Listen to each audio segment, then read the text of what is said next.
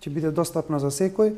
Така да во оваа книга јас се потрудив да ги ставам тие фундаменти, основи на криптоиндустријата, за да им помогнам на идните инвеститори и постојните инвеститори да имаат литература каде да прочитат, затоа што ова де факто е прва книга во историјата на Македонија. Да не мораат да бараат на англиски да читаат. Да. Сите информации што се ставени во книгата се информации што јас пред се и во мојот вебсайт и на оваа книга јас информациите ги земам од самите програмери што работат за овие криптовалути. Значи тие се 100% конкретни информации. Во книгата има 9 модули, почнувајќи од сегашната економија за познавање и исто така од вториот до 8-миот модул, тоа е поделено на 9 модули. Се осврнувам на криптоиндустријата, почнувајќи од блокчейн технологијата. На вториот модул се објаснува блокчейн технологијата, се што презентира, потоа криптовалутите се објаснуваат што се тие, како функционираат, како се делат. Понатака имам исто така модул во четвртиот каде што се објаснува класификација на криптовалутите, на криптопазарот, затоа што де факто сите тие презентираат некаква различна технологија. И исто така во петиот модул пишувам за начини на измами, луѓето да се заштитат од тие начини на измами што се случуваат денес и како да тргуваат. Во шестиот модул се објаснуваат сите овие сега што ги спомнавме на почетокот на разговорот, независни новчаници на децентрализиран начин како да се чуваат криптовалутите, сето тоа е објаснето, исто така новчаниците и децентрализирани финансии. Затоа што тие се фактички вистинскиот носител на криптосветот, а не овие централни менувачници. Исто така, во седмиот модул ги објаснувам NFT. Тоа ќе би дошло незаменливи токени.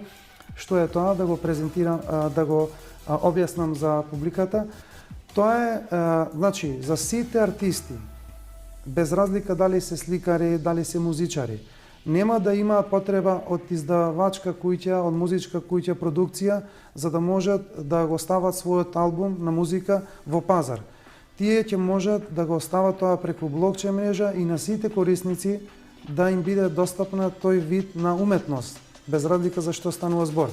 Јас тоа го пишувам во седмиот модул и објаснувам како може тоа да се користи. Во 8-миот модул зборувам за третата генерација на интернет. Моментално, значи да прецизирам за сите, сега ова што го користиме како интернет апликации, тоа се Web 2, односно втората генерација на интернет. Сега одиме во трета генерација интернет, да прецизирам за публиката што е тоа.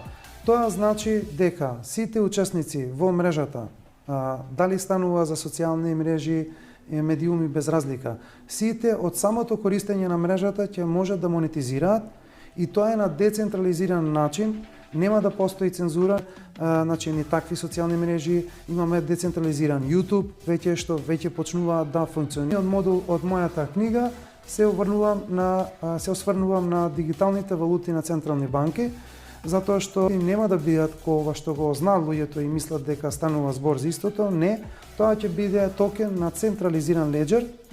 И тоа веќе е во пракса во Кина, секој е добро за економиите и за индивидуалците, затоа што на тој начин луѓето потенцијално може да бидат да добијат секакви забрани каде да трошат, на што да трошат и на кое место да трошат, а исто така нема да постои штедење, односно ќе има негативна каматна стапка во овие така наречени демократски земји во Западот, а некаде има дури што се вика во криптоиндустријата burning tokens, односно буквално ако во одреден рок, пример да речеме во 3 до 6 месеци чувате некоја заштеда, не ги трошите парите, може тие да ви исчезнат. Затоа што тоа е токен на централизиран леџер. Морам да прецизирам, не е како ова што го знаеме како дигитални валути. И тоа ќе се случи веќе сега за 8 месеци во Америка, во Европа за нецела година, може би година максимум, веќе тие ќе бидат пуштени за мало продажба. Исто така морам да потенцирам за овие валути, че има две класи на валути.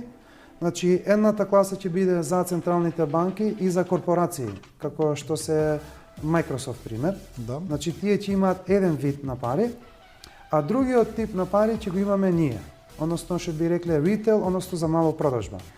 Овие рестрикции ќе бидат за мало продажба. Добро објаснето се што постои и како функционира во криптосветот. Затоа за секој еден што е инвеститор или сака да биде инвеститор, јас му ја препорачувам оваа книга да ја земе, да ја прочита и ќе биде одлична основа за почеток на инвестиции. Да, и како што